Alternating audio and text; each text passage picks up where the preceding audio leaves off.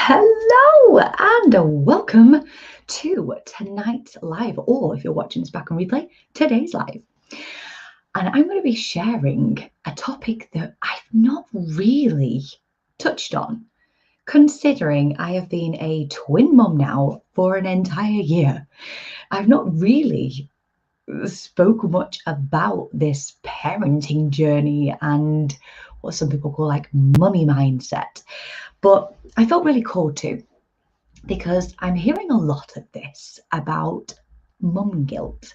And I'm not just going to single it out as mum guilt, because that would be the biggest load of BS ever. Parent guilt, whether you're the dad, stepdad, mum, stepmom, like whatever your role is as a parent or guardian. I'm going to say, like, from my own personal experience and then speaking to a lot of other people, this guilt feeling comes in this little baggage, wondering, am I doing enough? Am I enough? Am I enough for them? Is there more I could be doing? And where this really hit me, because for if you're watching, if you're joining me for the first time, and you haven't yet met me, my name is Caroline Reed. I'm basically like a mindset coach. I do live coaching, startup business coaching, NLP, CBT. Like, my background is in the mind. So I would say I've got pretty good resilience. It's something I practice every single day. And this was something I've had to continually work on. It really, really is, to not get hooked into and swept up into this guilt thing. So where it massively popped up for me was on the boy's first birthday. And this was 2 weeks ago. And I had it all planned out that week.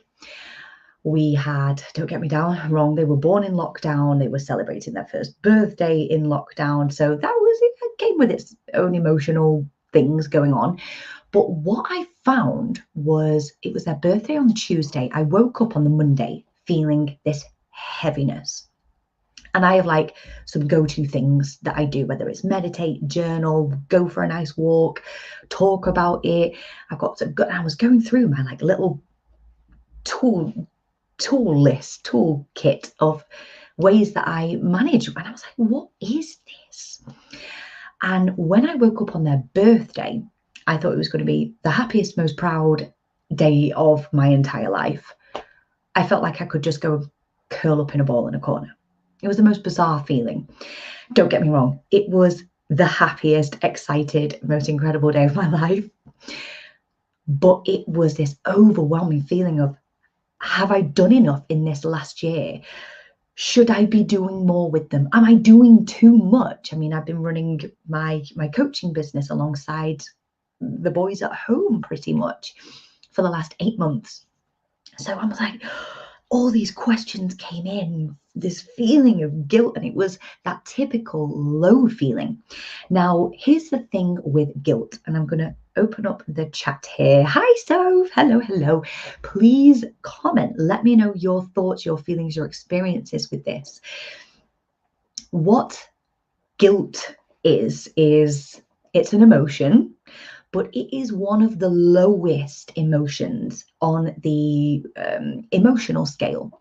So if you have looked at the emotional scale before, then you will know it's typically sort of looks like this. And up here is enlightenment, freedom, joy, gratitude, and it goes down and down and down to anger, sadness, fear, hurt, guilt is one of the lowest vibration. That is why when you feel guilty, whether you tread on your dog's tail, you're feeling guilty about something that's real or maybe not real about your children, guilty if you've said something, you've upset someone, that's why that feeling is so hard to freaking shift, because it is one of the lowest vibrations. Hence that feeling of me wanting to go crawl up into a little corner and like try and figure out why I'm feeling like this. But I did do some reflecting, and like I was saying, it was a very irrational. This guilt that came up, I recognized it as incredibly irrational. And I quickly recognized that. But here's the thing, so many people are living with this guilt that is flooring them day in, day out, and not recognizing or rationalizing it. Is this something I should genuinely be feeling guilty about? Going to work, taking your kids to grandparents, nursery, childcare, working from home, all of this lot that's been going on this last year and before then. What if you're not taking time to pause and reflect and actually think, do you know what? This is a part of life, and actually managing it and growing through it. It is a very heavy feeling, and it is something that is not good for your health. It's also not good when it comes to imprinting. You think everything that you are doing, and I mean this with so much love, and this is something I constantly remind myself, we are teaching. The moment we decide to have children, we are teachers.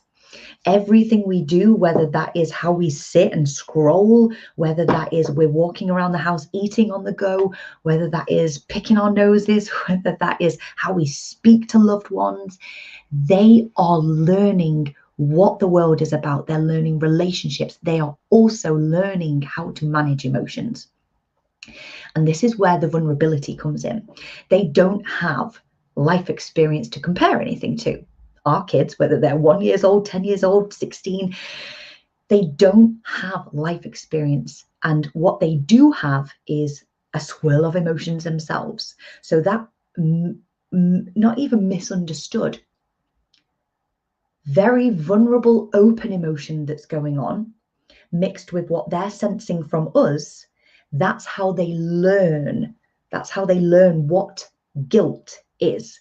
They recognize a feeling, they see and hear from us, and they're like, right, label. That's what guilt feels like. That's what anxiety feels like. That's where we learn our labels for our emotions.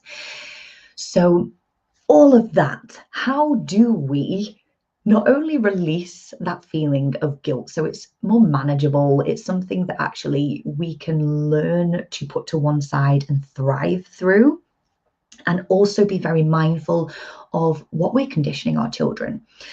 So the first thing I'm going to say is this balancing work home life. If you are working and you have children, this working, whether you're working from home or you're leaving the house and you're going to the workplace, how do you balance it? And it's something that I hear so often, whether it's clients, I see it online, it's something I hear so often.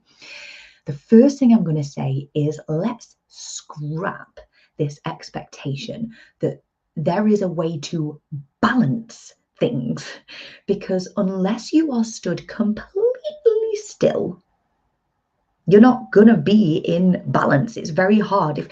Whenever I picture the word balance, it's like you're spinning plates. That is achy on the arms. No doubt plates are gonna drop. Let's just drop the expectation of the little house on a prairie, or that was so old school. Let's just say the Instagram lifestyle that we see thrown in our face all day, every day, that makes it look like working from home and raising beautifully groomed children in a pristine house is what the rest of the world is doing, bar you.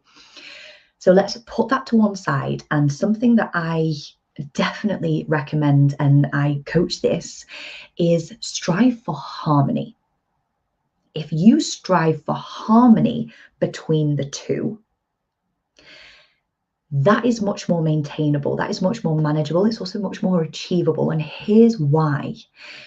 Balancing things is outside of yourself. Harmony starts from within. When you come from a place of trying to feel more harmonious at home and when you're in the workplace, it's more in your control. So bearing that in mind, I would recommend that when you are at work, be fully at work. And it takes a conscious decision. It takes an intention. There's no magic pill. There's no wand I'm going to wave or just say this thing to yourself and all of it's just going to disappear. But if you can set the intention every morning that I'm going to be so present with my children and I'm going to be so present when I'm at work, or vice versa. And that in itself is incredibly powerful, because you're commanding your mind. You are saying, okay, when I'm at work, I'm at work. Yes, I may have my mobile phone on me. And yes, I might be getting nursery updates that I absolutely love every half an hour.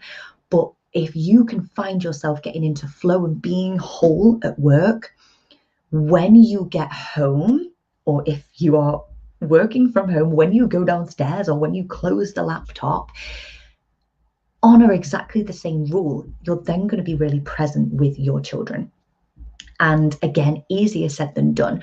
But one thing I will say is, from a psychological point of view, your child or children will gain so much more energetically and emotionally, physically, everything from 20 minutes solid interaction of eye contact, solid being there with them, present and interacting, being playful, than 45 minutes replying back to emails, looking to one side going, yeah, oh, well done. Now, I've done this myself. I have done this many a times. And that is where I have to consciously go, whoa, okay. Remember, practice what you preach, shut the laptop, put the phone down, go and do that. And it's taken me a little while, but I would say striving for that harmony and knowing that those 20 minutes, or in my case, I have hours with the boys and there's 2 of them. So I can't be like, popping over to my laptop, see you in a minute, because the house would get trashed and there would be blood coming out of noses and God knows what. So I would say one thing for you as well is, when you know you've given them your solid attention and they have loved it and thrived off it for however long that is, then go and do whatever you need to do. And one last little thing, something that I often speak about, and this is men, women, when you are coming home, how do you, I'm going to have a little read of the comments shortly, how do you separate yourself from work to home? Like, is there any tips for that? That's something I often get. People carry that baggage, the stress, the weight of the world from work, and they carry it through the door and then instantly straight into reactive mode. How do you release that? Intention. I'm going to bring that word straight back into the equation now. When you leave the office, you set the intention to leave the work at work. Now, you've no doubt heard this before, but how many times do you consciously think that? Whether that is, so I work from home right now. I am in what was the spare bedroom. I got kicked out of my big office because 2 babies needed more room. So I'm in a separate room now. But I have obviously a door frame that I walk through, and I'm going to share an NLP technique with you in a moment to help with that. But I consciously, the moment I am in here, I am like, coach, I am Caroline Reed. I do hypnotherapy, I do this, I do that, and I am like so involved in this space. The moment I leave there, I am silly, fun, sometimes completely blagging my way through mum. So setting that intention is incredibly powerful. How many times have you left work and you're on your phone, you're thinking, crap, I didn't send that email, God, I'm going to have to come in early tomorrow morning, get in the car. Right, so when I get, oh my God, right, so tomorrow I'm going to make sure that I speak to that person. Why the hell did he have to say that to me? The next minute you're walking through your door at home. Why is that fire engine still on the floor? Why aren't you doing your homework? I thought tea was going to be ready. I don't know what time your PE class is tomorrow. What's happening is that heaviness from work is still on the shoulders, so we are taking it home. When you set the intention, if you are going to the workplace, I know this is still quite different for people now, but whether you're at home, in the office, the kitchen, wherever you are, use a number of intentions. And whether that is the first door you walk through when you leave the office, bam, that's number 1. Take a deep breath. I'm going to consciously leave that behind me. I'm choosing to leave work. I'm going to be picking this up again at 9 a.m. tomorrow. I am not getting paid for thinking about work outside of work. Then when you get in the car, or when you get on the train, or when you're walking home, use that. It's called segment intending. We talk about this a lot in the Coaching Academy. The moment you are then into your next segment, are you in the car? Are you traveling home? Use that again. I'm going to release. Okay, what am I looking forward to when I get home? What questions can I ask the kids? How can I make dinner fun? How can I chill a little bit more? Is it a glass of wine? Is it pulling an angel card? Is it doing a meditation? Is it slouching in front of Netflix? what you're looking forward to. So can you see how that is then another intention? And then the final one, if you are coming home, the moment you walk through the door, boom, be you. Don't be name tag, be you. That is one of the best ways to release this guilt, because there's no need to feel guilty. There's no need to feel guilty anyway, but there really is no need to feel guilty if you're walking through the door consciously grounded, ready, okay, I'm tired, I'm exhausted, I'm hungry, and whatever else. But I'm here and I'm going to be present. And I've got an hour before the kids go to bed, or whatever that is. That's very circumstantial for some people. I hope that this is helping. The door frame trigger. So just as I described then, a great way to implement the door frame trigger, you can do this at home. This is a great thing to do. And you can even roll this out to your kids. And it's a great thing to do when they wake up in the morning and they leave the room, but start with a sticky note. I've not got a little sticky note. And write an intention. That might be calm and happy. And I want you to stick that on your door frame of a particular room that you know you're going to walk into at some point, and you want to be completely present with your children. And every time you walk through that, you're going to say that to yourself. I'm calm, I'm present, I am happy, I am confident. You can use this in all areas, but let's keep it to the parenting. And that might be when you're walking through the kitchen door after being at work. It might be into the living room door. It might be into or out of the bedroom. This is great to do if you are getting your children into a good positive sleep routine. Great thing to do if they're a bit older, but struggling to settle, especially now the nights are lighter. As great as it is for the barbecues, not so great for getting the kids down. So you can write this if they can read, or read it to them. Like, you are loved. What are you grateful for today? We're going to have a really restful sleep. What are you going to do tomorrow? Da, da, da, da, da. Put them to bed.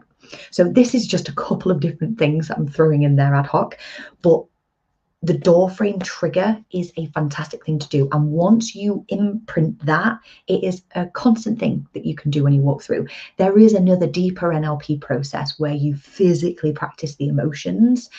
But that, I would say, is definitely enough to get you started. And it works. It works really, really well. I'm just going to we've only got one more thing that I'm going to have a little chat about now, and that is boundaries. So thank you so much for staying with us. If you've got any questions, fire them here. I'm just going to have a little read of your comments so far. I battle with total mum guilt. I went out yesterday for a couple of hours baby free, then came back to a very sad baba. It made me feel like I shouldn't have gone out. I know it's ridiculous, but I still have allowed myself to feel like that. Laura, I love that you have shared this. Thank you so, so much. So the key thing here is you recognize that you were allowing yourself to feel like that. So I have done this myself before. I can completely resonate. Went to Tesco, felt like an absolute queen walking around the aisles on my own, headphones in. My mum even said, take your time. And then when I got back, she was nearly in tears. This was very, very early days when they were little teeny tiny babies. And she was like, they've both just not stopped crying. And I was like, shopping bags down. And it was more the guilt of not just them, but on my mum. I was like, I feel so bad. And then she felt bad. And I was like, why didn't you ring? And anyway, they've never really done it since. It's not the point. But the thing there is we allow ourselves to do that. What that is then teaching them, even if they are tiny little babas, what we are teaching them is it's our job to keep others happy. They have also got to learn, and we're not going to go into the child part, but they have got to learn that obviously there's going to be other caregivers that love them and look after them and nurture them, and it's safe. So it is good for their development for them to have that little practice time.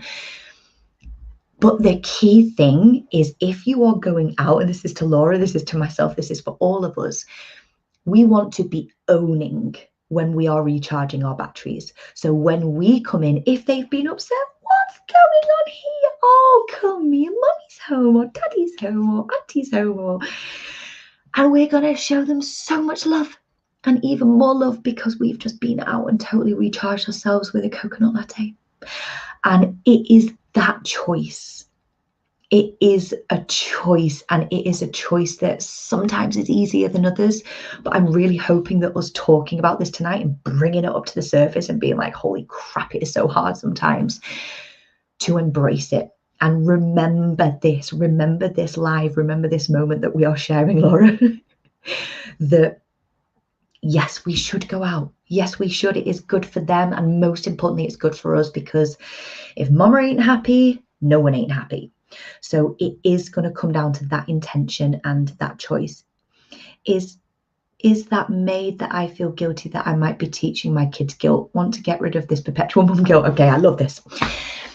Yeah, it's so easy to then be thinking, holy crap, I'm going to feel guilty because I'm teaching them guilt. So guilt is a very natural emotion. Can you imagine having a kid or an adult that doesn't experience guilt or isn't aware of guilt? I'm going to say that might actually be not great for their development, because it is an emotion good to have. Empathy is what we're striving for here. So what I would recommend is, if you feel yourself moving forward now, there's no sort of, we can't rewind time. This is like, we just don't even want to be going there. But the key thing now is setting a positive intention that when you're moving forward, any experience that you have, if you have that feeling of guilt come over you, what one thing could you say to yourself that's going to make you feel a little bit better? This is where the whole warrior mindset comes in. What better feel good thought could you say to yourself? Could you think to yourself? Because it all starts within here.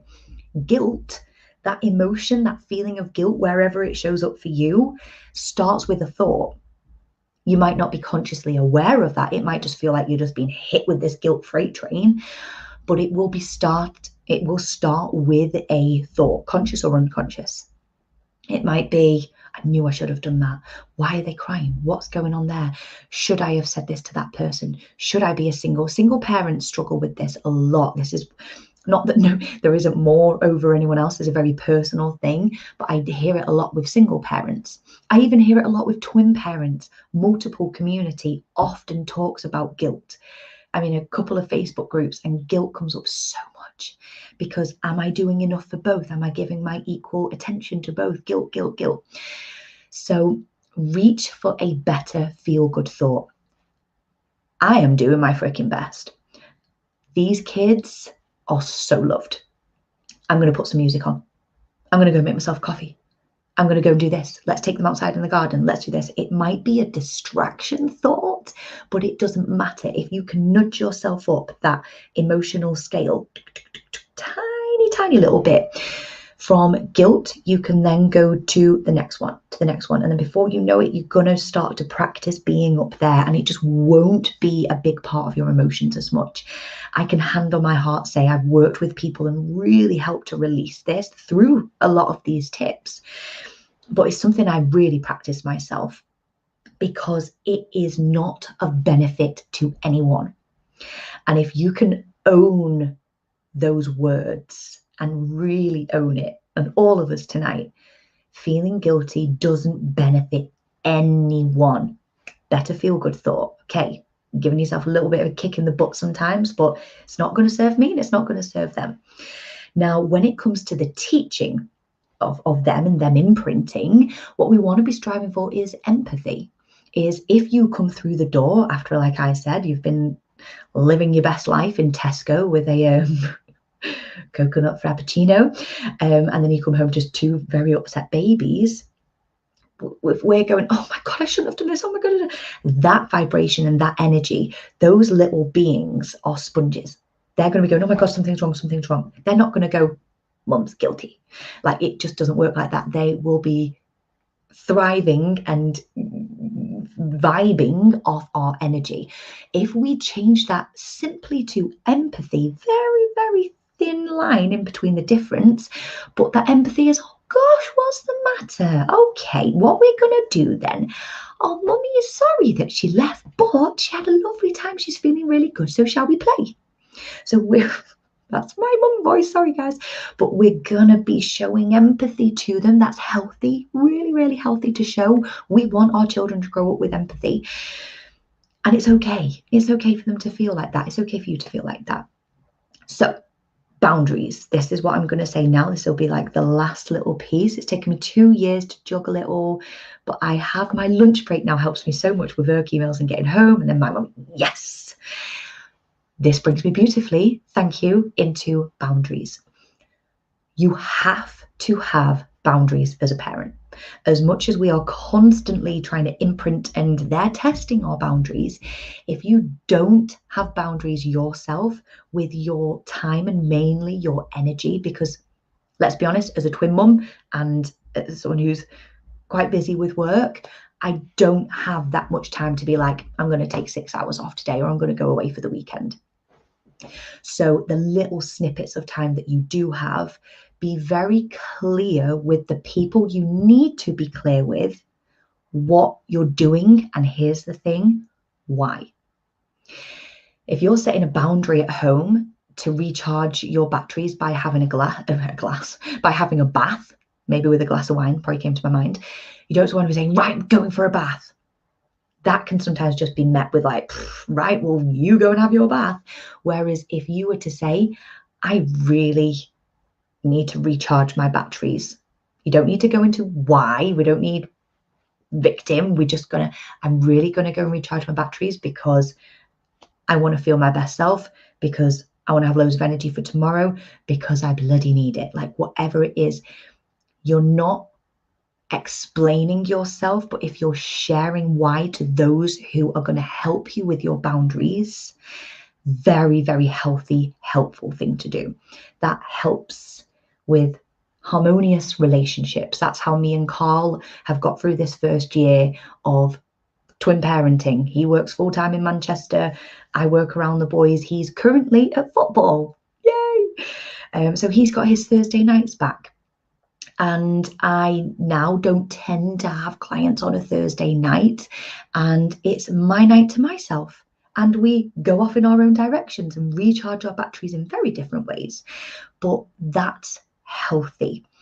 And when it comes to your boundaries for going out and doing whatever fills you up, it is so important to do, whether that is making a bit of time in the diary, making sure if you've got older kids, either getting them involved in it, you're leading by example, teaching them self-care is the single most important, there with one of the single most important things you could ever teach them. So don't be afraid. You're not neglecting, you're not telling them to go to their rooms or anything else. You're leading by example here. And if you've got little ones, let's just use this as your energy. If we are constantly running down here, like we're just not going to be our best selves. So honoring you, honoring Carlston, honoring Sharon, honoring Laura, honoring Caroline, honoring you, not as mum, dad, step, auntie, caregiver. Recharge your batteries and own that shit is what I'm going to say. Own it, own it, own it, own it. Because not only are you teaching them very, very healthy boundaries and skills for life, but you're going to be your best self. You're going to feel better, whether it's a face mask, whether it's going for a walk, whether it's a podcast you're listening to, whether it is that glass of wine in front of a Netflix thing. Like, do it for you. And just going all the way back to the beginning for the last point is just like we were saying with that intention. If you're going to be sat in a spa or sat having a massage, or you're getting your hair done in a salon and you're sat there going, God, I hope the kids are all right. Oh my God, I hope the kids are okay. Jesus Christ, I've never been out of the house for this long. You're going to go home with beautiful hair, soft skin, but you're going to feel stressed. You're going to be going for the dog and what that will energetically be teaching them this is the key thing. If I was to ever write a parenting book, it would be on the energy side of things. Not what we say, it's what we give off, and what they pick up on is what they learn. When you go through the door and you're embracing the new locks, roots, you're embracing the new locks, you're embracing your soft skin, you're embracing that coffee catch up with a friend, they're going to feel good because you're feeling good. Your energy is going to raise their energy, even if they're crying, going, where did you go? Where did you leave me? You being up there is going to raise them. Think about if you're in a room with someone and their energy is low, they're angry, they're sad, they're feeling guilty, you pick up on it. We still do. We still do. So I hope that this has been of benefit. This has been really wonderful. It's such a good topic to talk about, and it's actually really nice to speak about the parenting side of things rather than just the overall thing of mindset or business. So it's been really cool. Thank you so much. What I will do now is just have a little read through the comments. Colston, my fellow NLP man, I walk through doors. As I walk through my home door, I leave work outside. As one of the things that we got taught, wasn't it, in NLP as an exercise, is the door frame trigger, is leaving it all at home or leaving it behind, or empowerment as we walk through. So I love that. Thank you for sharing. Have I done enough? Do I give her enough of everything she needs, emotionally, physically, socially? I worry about things she might struggle with when she's older because I did something wrong. Okay, last point. This is such a good point, Sharon. And what I'm going to say is the key to this is if you have got good communication with son, daughter, whoever. Because we could be worrying, this was something I've had to do work on. Am I doing enough? Should I be doing more? Have I been enough for this? Whereas that is not only wasted energy, it's given off a very potent vibration. Whereas if we focus on what you can control, i.e. communication, is there anything you would like more support in, whether that's at school or at home? How are you feeling? How are you managing with your schoolwork? Are you enjoying time at home? If they're off to their dads on a weekend, mums on a weekend, how are you enjoying it? We're not looking, there's no ulterior motives anywhere. But if you can build that strong connection and that strong ability for them to communicate, I'm going to go as far as saying you really do not need to worry or feel guilty, because you keep that door open. It's up to them to go through their life lessons as children, as teenagers, whatever else. And as long as they know this door is open, they can come in and out and talk and share. You've got no worries. You've got no need to feel guilty. So if you're there going, oh God, I find it hard to speak to my kid, like, there is no better time than now to start to build that. And that would be just asking questions, not prying questions, just open-ended questions. How are you feeling? How are you feeling in yourself? Getting them in their comfortable place. If they're gamers, this is something, God, I could do so many different topics on this. A lot of parents at the moment are struggling, especially after lockdown, with their kids gaming more than ever.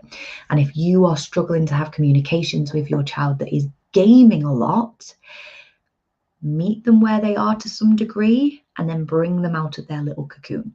So I wouldn't say you have to go and be cool and all hip hop and go and sit and Call of Duty or whatever, but taking them a drink in and just sitting down and watching for a moment, and then when they're having a break or when they've got a chance, just, do you mind if you just meeting them where they are, build the connection that way.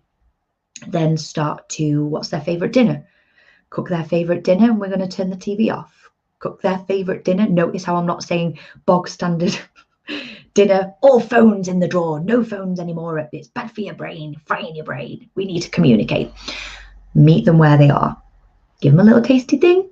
Bring them in, meet them where they are, open up that door of communication. It is never bolted shut, always able to be something which we can work on. And that's one of the reasons, that's one of the ways that I'm releasing or working on releasing this hold of guilt is I'm trying to build a strong ability to communicate now. And it's a willingness within me. The boys haven't got a bloody clue. Whereas I know I'm conscious that I'm going to allow them to speak freely to me. So it's only because I've got 1-year-olds that I can only sort of refer to that.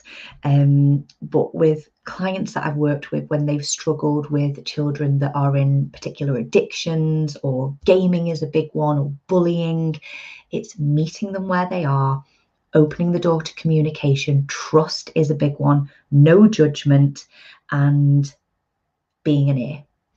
You don't need to worry. So I feel this every time when I come back downstairs from working from home and when I come back from Reiki sessions. Yes. So anyone who has said that I feel this every single time, I want you to make a decision tonight and keep in touch with me. Let me know how you find this or comment on this. Set an intention now that tomorrow, when you come down the stairs after working from home, you're going to use those stairs every single step to release anything that you're holding onto, and you're going to get back into you. And when you get to the bottom of the stairs, take a big deep breath and then walk into the room with a fresh new energy. That is the most powerful thing you could choose to do. It really, really is. And the same with the Reiki sessions. That's the most beautiful energy alignment as well. Fully embrace and think what you're teaching them. If we're teaching our children that every time you go and do something for you, you've got to feel guilty about it,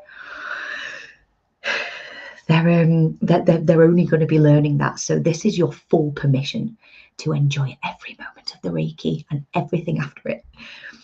Please, can I share this with my daughter, Hun? Oh my God, absolutely, Chris. Oh, I'm way too quick to snap like that. I try to be more present and then think before I speak, yes, and badly react. So it's a practice. I don't know who that was, it just says Facebook user, but this is a godsend. If you haven't yet got one, get yourself a warrior band. I can share the link below.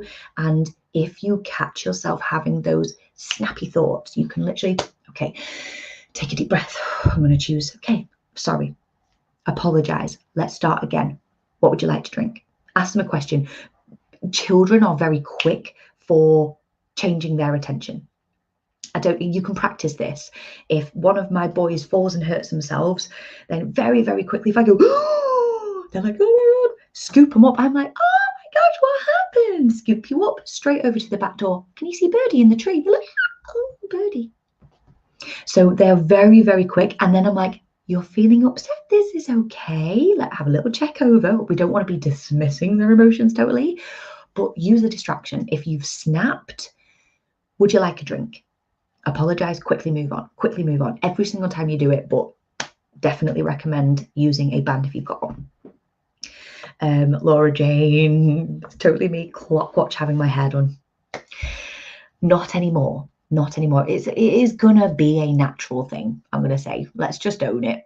It is gonna be one of those things that leaks in from time, especially if they've got colds, especially if they've got this, they've got that, or if the hubby or partner or whoever has had a bad day and then they're at home with the kids, like, it's going to happen. But if you know you've got the power of choice and intention to change that, take a breath. I'm going to fully embrace the fact that I am paid to have my hair done and I want to enjoy it for me. And what am I going to teach my kids as a result of this? Can I have a coffee? Yes. And magazine? Yes. Definitely difficult to separate the working from home. Yeah. This is where I think the boundaries are blurred coming back from maternity leave. So I think this is Sarah. This is where I think the boundaries are blurred coming back from maternity leave and working from home. I don't get the time to dump work and prep to be mama. So I'm going to challenge this. We might not have, so like my husband works in Manchester, so he gets a good 20-minute walk to the train station, then a good half an hour train journey home, and then a 10-minute journey back into house. It's like an hour all in all. And I'm like, oh my gosh, use that time so wisely. Set your intentions. We do the segment intending. Enjoy the walk, do your phone calls, go on your phone, do whatever else. Then on the train, chill, music, podcast, reset, become Carl. And then when you're in the car, get excited to be dad. And then when you walk through the door, boom. Doesn't happen all the time. Does not happen all the time. But a lot of the time it does. And it's a very, very powerful thing. But what do you do if you work from home? I'm going to say, Sarah and anyone else, if you have energy cards, angel cards, affirmation cards, if you have a sticky note pad, I'm trying to think, if you have a book, I'm going to, not to plug or anything, but here's one I made earlier. No, this was in the drawer. I'm going to say, have a book that motivates you on your desk. And the moment you finish, I want you to open up a page. The first words I read, you are enough, you are wanted. You are a child of light and divinity. And you could do this with an angel card, an affirmation card, those little jars of smiles. A wonderful friend bought my dad some of them this week. Karen, if you watch this, I love you. Something that is going to help you to consciously reset the mind. It might be a very quick meditation affirmation. I'm going to say from experience myself, when you finish work, it is very much one of those where you're like, thank you so much, really good to see you, bye, boom, straight downstairs. But teach yourself, train yourself to read an affirmation, to take 1 minute. Your child is not going to know the difference between 1 minute to not having that 1 minute, but they will notice the difference in you giving yourself that 1 minute after you shut the laptop. I want you to try this for an entire week and then get back to me. It's so powerful. It's so, so powerful. Whether you've got a deck of affirmations, I can say warrior cards are coming. That's the first time I've verbalized this in public. It is going to happen. So anything, whether it, like we said, yes, love opening up an encouraging book to random pages. Journaling helps too, absolutely. New moon cards, moonology cards are beautiful. This is my prompt to do this. Yeah, full permission to take 1 minute minimum for you before you go downstairs.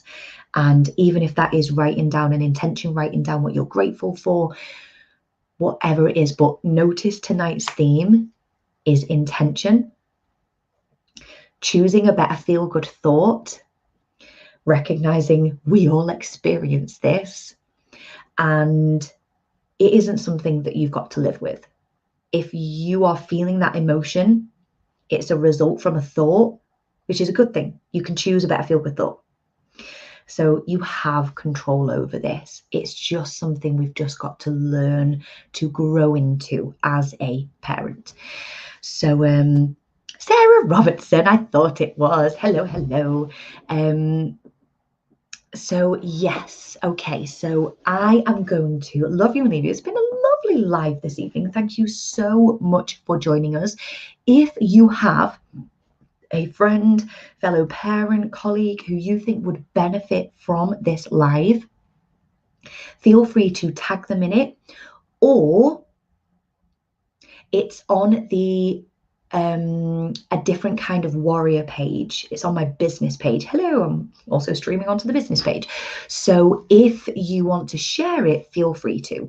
You just don't know who might need to hear this tonight, because let's be honest, like I said, 2 weeks ago on my boy's birthday, I wanted to go and crawl under a rock.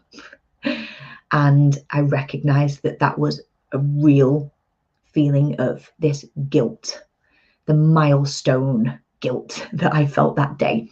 And I vowed to myself that if that comes up again on their second birthday, third birthday, because friends I spoke to was like, oh my God, yeah, my kid's like 10. I've had 10 years of this. I was like, no, we have to be able to share, talk, and feel into it. And also know that we are in this together and we totally can embrace and grow through it. So thank you so much for joining us. I hope you have a wonderful rest of your evening and happy Easter. Tomorrow I'm going to be drawing, this was why it was here, ready, I'm doing the Easter giveaway competition. So I'll share the link to that as well. So enjoy the rest of your evening. See you very soon. Bye bye.